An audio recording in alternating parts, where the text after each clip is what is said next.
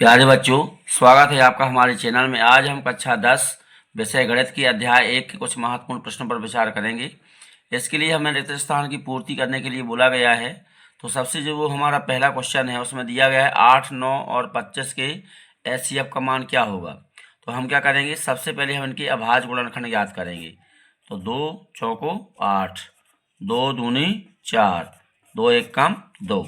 इसी प्रकार से 9 के निकाल लेंगे। 9 के निकालेंगे तो 3 का 9 में पहाड़ा पड़ेंगे तो 3 प्रकार 9, 3 एक कम 3। इसी प्रकार से हम 25 के निकालेंगे तो पचम 25 और 5 एक कम 5। तो अगर हमें HCF निकालना है तो HCF के लिए हमारा उभयनिष्ठ गुणनखंड होना चाहिए। तो हम देखते हैं इन तीनों संख्या में हमारा कोई भी उभयनिष्ठ गुणनखंड नहीं है। तो ऐसी स्थिति में हमारा HCF कितना हो जाएगा, 1 हो जाएगा। अर्थात 8, 9 और 25 का जो HCF होगा उसका मान कितना हो जाएगा, 1 हो जाएगा यहाँ पर। ठीक है। इसके बाद में पूछा कि रूट 2 खाली स्थान संख्या है।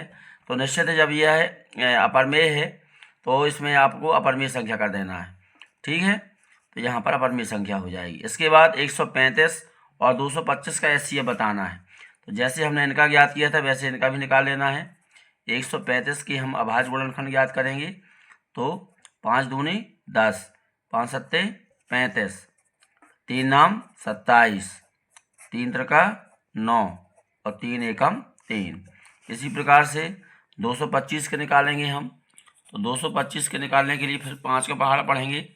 5 चौको 20, पचम 25, 5 नाम 45, 3 त्रिका 9 और 3 एकम 3।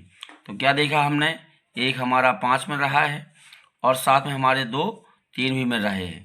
तो हमारा जो HCF होगा वो हो जाएगा यहाँ पर 3 गुणे 3 गुणे 5, अर्थात 3 त्रिका 9 पना 45। ठीक है, तो हमारा 135 और 225 का HCF हो जाएगा 45। इसके बाद फिर पूछा है 3 रूट 2 खाली स्थान संख्या है, हमें बताना है परमेय है या अपरमेय है। तो हम जानते हैं किसी परमेय और अपरमेय संख्या का जो गुणनफल होता है वह सदैव अपरमेय संख्या होता है। अतः इसका आंसर कितना हो जाएगा, अपरमेय हो जाएगा। इसके बाद हमारे सामने कुछ सतह दिए गए हैं, इन पर भी हम विचार करेंगे। तो हमारा पहला सतह है एक प्राकृत संख्या का अभाज्य गुणनखंडन उसके गुणनखंडों के क्रम को छोड़ते हुए अद्वितीय होता है, बिल्कुल सत्य है। इसके बाद प्रत्येक अपरमेय संख्या एक वास्तविक संख्या होती है, यह कथन भी सत्य है क्योंकि वास्तविक संख्या में परमेय और अपरमेय दोनों संख्याएं होती हैं, अतः यह कथन पूर्णतया सत्य है। इसके बाद पूछा है प्रत्येक वास्तविक संख्या एक अपरमेय संख्या होती है, यह कथन यहाँ पर असत्य हो जाएगा। क्यों हो जाएगा, क्योंकि वास्तविक संख्या में परमेय भी होती हैं और अपरमेय भी होती है। तो हम ये नहीं कह सकते कि प्रत्येक वास्तविक संख्या एक अपरमेय संख्या होती है। अब हमें 15 और 21 का एलसीएम बताया है 105। तो हम पहले याद करेंगे, यदि सही आता है तो हम सत्य बोलेंगे, अगर नहीं आता तो हम इसको असत्य कर देंगे। तो इसके लिए देखें अपन 15 और 21 के हम अभाज्य गुणनखंड निकालेंगे। 3 5 15, 5 एकम 5। इसी प्रकार से 21 के निकालेंगे तो 3 सत्ते 21 और 7 एकम 7। तो 3 का 3 उभयनिष्ठ गुणनखंड है तो एलसीएम में एक 3 आ जाएगा पहले, है ना। इसके बाद 5 और 7, तो 7 पना 35 3 105, अर्थात यह कथन पूर्णतया सत्य है।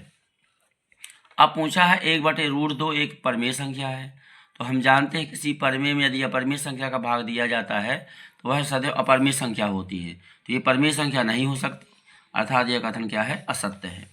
इसके बाद दो संख्याओं का गुणनफल उनके HCF और LCM के गुणनफल के बराबर होता है, यह कथन बिल्कुल सत्य है क्योंकि हम जानते हैं दो संख्याओं का गुणनफल बराबर होता है HCF गुणे LCM के।